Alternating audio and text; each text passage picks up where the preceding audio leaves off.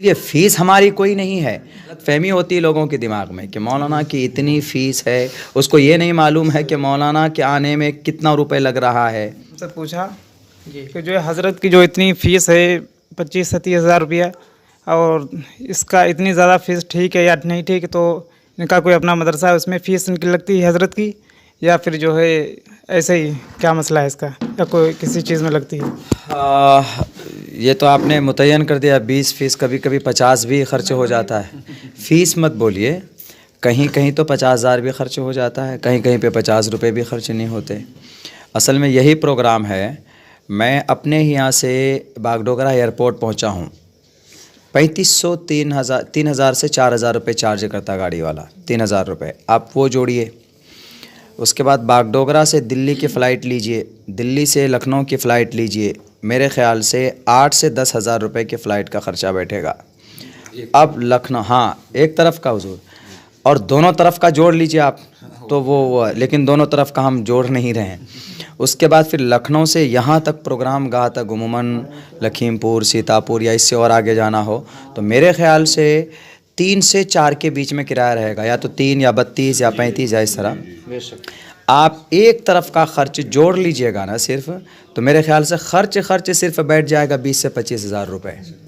अगर मैं 20 से 25,000 रुपये एक ख़र्च बता रहा हूँ प्रोग्राम वाले को कि इतना ख़र्च आपको बैठ सकता है, इतना आप अकाउंट ये जहन में बिठा के चलिए कि मौलाना अब्दुल्ला को अगर बुलाएंगे तो चूँकि मेरा अगले दिन का भी शेड्यूल रहता है, ऐसा नहीं कि भाई हम ट्रेन से निकल जाएंगे।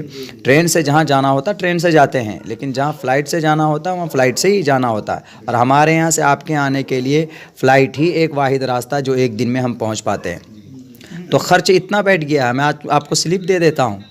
तो इसीलिए फ़ीस हमारी कोई नहीं है। रही बात ये कि बनात के लिए ज़मीन का कुछ इंतज़ाम की वो कोशिश कर रहे हैं, तो उसके लिए जलसे वाले से कहते हैं कि भाई कुछ आप उमूमन लोग 14,000, 10,000, 15,000 करके ताउन करते हैं, अगर आप इतना कर देंगे तो बेहतर होगा। अब रही बात ये कि वो फ़िक्स हम क्यों फ़िक्स नहीं बताते, वो सिर्फ कहते हैं कि इतना आंकड़ा होगा आपको इतना। आज पूछ लीजिएगा मुफ्ती साहब से कि भाई कितना खर्चा हुआ है, हम उनको डिटेल से दे सकते हैं। तो एक गलत फहमी होती है लोगों के दिमाग में कि मौलाना की इतनी फ़ीस है, उसको ये नहीं मालूम है कि मौलाना के आने में कितना रुपए लग रहा है।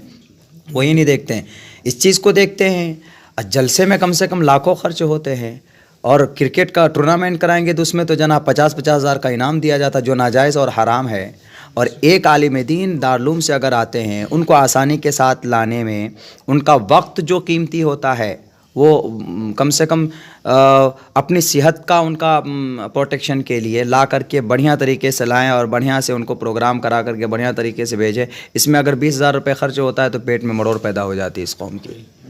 इसलिए नाक़िदीन लोग हैं जो इस तरह के नक़द करते हैं, हमारे मिशन को नहीं जानते हैं। वो हमारे मिशन को भी जाकर देखें कि भाई हम क्या करते हैं।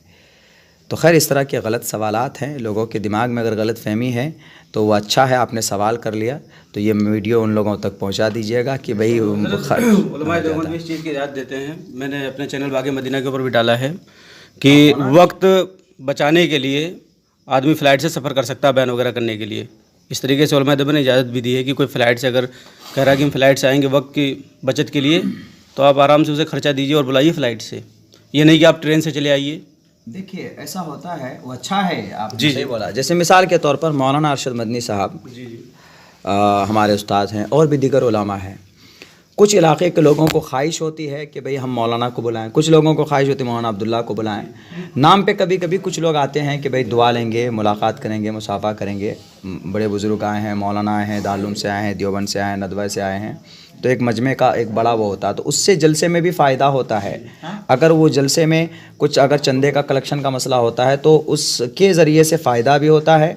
अब उनको डेली प्रोग्राम में जाना होता है तो ट्रेन से तो जा नहीं सकते, तो इसीलिए एक दूसरे प्रोग्राम को कनेक्ट करने के लिए फ़्लाइट का सहारा लिया जाता है। तो अब जाहिर सी बात है कि वो बेचारा मौलाना आदमी 5,000 10,000 रुपये कमाने वाला, वो अपनी पॉकेट से कहाँ तक फ़्लाइट का ख़र्चा वो करेगा। तो इसीलिए जलसे वाले के सर पे डाल दिया जाता है कि आएंगे लेकिन ये निज़ाम होगा। और हम लोग भी फ़ुज़ूल ख़र्ची से बचते हैं। जहाँ मुमकिन होता है जाने के लिए ट्रेन से जाते हैं, जहाँ मुमकिन है बस से जाने के लिए बस से जाते हैं। जैसे आज यहाँ से हम मुरादाबाद जाएंगे तो बाई ट्रेन जाएंगे, आने के लिए फ़्लाइट ही एक ऑप्शन हो पाए तो फ़्लाइट से। अब हमारा 11 तारीख का प्रोग्राम है, हमको सिलचर जाना है। कोई ट्रेन ऐसी नहीं है, मोदी जी कोई ट्रेन ऐसी नहीं लाए हैं कि जिस ट्रेन पे बैठकर आप सिलचर जा सकेंगे। राजधानी पे भी बैठ कर नहीं जा सकेंगे आप एक दिन में। बस एक ही रास्ता है कि सुबह 7:30 बजे की फ़्लाइट लेंगे दिल्ली से, उसके बाद वो दिल्ली फ़्लाइट गुवाहाटी वाया कोलकाता, कलकत्ता होकर के तब जाके सिलचर जाएगी वो। तो अब ये मजबूरी है, तो इस एतबार से फ़्लाइट से सफ़र करना भी बक़द्र ज़रूरत कोई वो नहीं है। ऐसी किताब बता दीजिए लोगों को जिसमें जैसे आपने जो चीज़ें अभी बयान में बतलाई वो मिल जाए आसानी के साथ, उर्दू या हिंदी में, और सब लोग इंग्लिश से वाकिफ़ नहीं है, ऐसी कोई किताब। मेहनत कीजिए। हाँ इंशाल्लाह मेहनत भी हजरत करेंगे। कोई ऐसी किताब हो, थोड़ा इशारा कर इंग्लिश से दीजिए। मैंने कुछ भी बयान नहीं किया इंग्लिश की किताब से। नहीं वो सारी चीज़ें जो आपने बताई वो थोड़ा मिल जाए उसमें। नहीं मिलेगी है क्या?